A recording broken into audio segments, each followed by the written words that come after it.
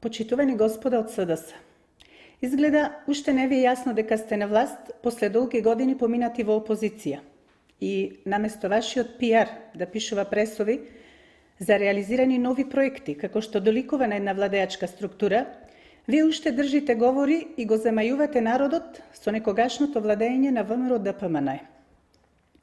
Но тоа говори само едно, дека оваа локална власт не работи апсолутно ништо и нема со што да се пофали.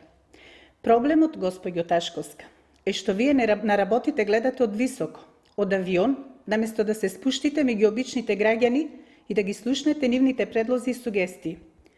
Локацијата за изградба на училиштето е по консултација со тамошните жители на двете населби, Сточен пазар и Жабино мало. Со кој образ СДСМ зборува за криминал? Ова веќе видена реторика не е ништо друго, освен одраз на безидејноста и немање своји проекти. Народот секојдневно сведочи за срамни тендери на новорегистрирани фирми, противзаконски тендери доделени на високи партиски челници од редот на СДС, тендери поврзани со милионски суми на кои трагата не им се знае. Македонија не памети вакво задолжување на олку краток период, само за да се задоволат апетитите на одредени поединци, додека резултатите се очајни. Се делат тендери во 4 очи со непочитување на сите законски постапки и регулативи. И, конечно, училиштето е изградено, а за да функционира нормално треба да се доизгради и околната инфраструктура, што веројатно за вас представува голем залак.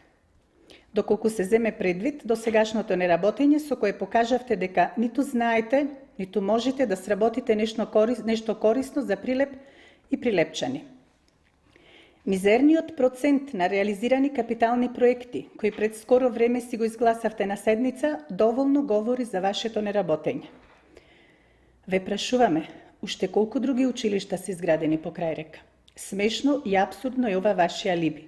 И наместо да го слушнете гласот на народот, да ги прифатите сите критики и сугестии, да сватите дека со ефтин популизам и непотизам не се тера мандат на локално ниво, и да ги засукате конечно ракавите и да почнете со реализација на ветеното, вие уште продавате ветер и магла.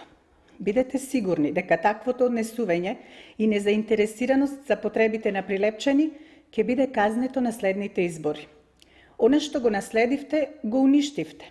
Она што го ветивте, не го остварувате.